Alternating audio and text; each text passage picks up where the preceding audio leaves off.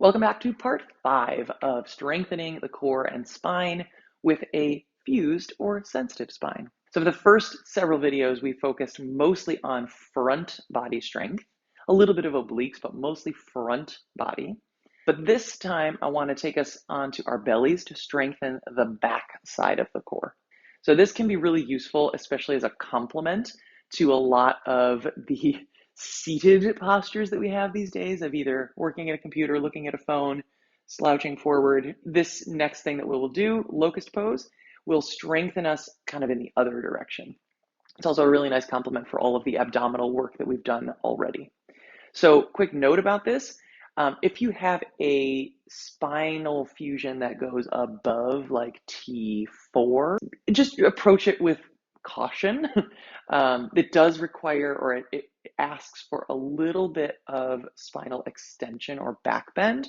But if you can't do too much extension or really any extension of the spine, there's still ways, again, of engaging the muscles in a similar way. So I'll show you a couple options first and you can decide what works for you. So for this, I'm going to start by coming down onto my belly mindfully, working all those good skills I cultivated in plank pose. I'm going to lower all the way down, keeping my core strong on the way down. And then once I'm here, I'm going to take my arms down by my sides, palms on the ground. So already here as I'm resting, I'm lifting my head a little bit. My neck is not fused, my upper spine is not fused, so I can do this relatively easily. Again, use caution if you're fused very high up in your spine. So hands are by my sides, palms are on the ground, pubic bone is going to press into the ground. So my glutes are going to engage in this exercise. So here they are. They're already strong. Good job, glutes. Legs are also strong. Tops of the feet are pressing down.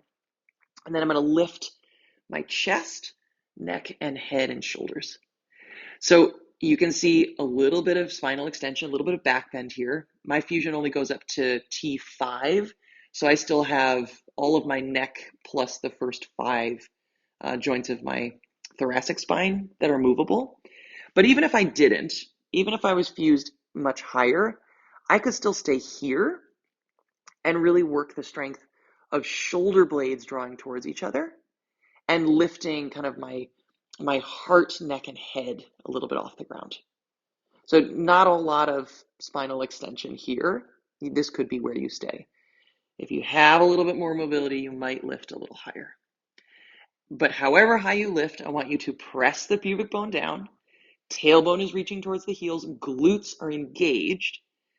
And then all the muscles around the shoulder blades and along the sides of the spine are also excited and engaged. All right, and then I'm going to release. I can either rest my forehead on my hands, or if it feels okay to turn your cheek to one side, you could do that. So for this, you may have noticed this locust pose, my feet stayed on the ground. Some folks do locust pose, or traditionally locust pose is done with the legs lifting, and that's okay too. But at first, I invite you to start with the feet on the ground so that the emphasis is a little bit more on the spine than it is on the legs and the glutes. So there you have it, locust or half locust pose. Half locust was with the feet down, full locust is with the legs up. Try either variation and I hope you enjoyed it.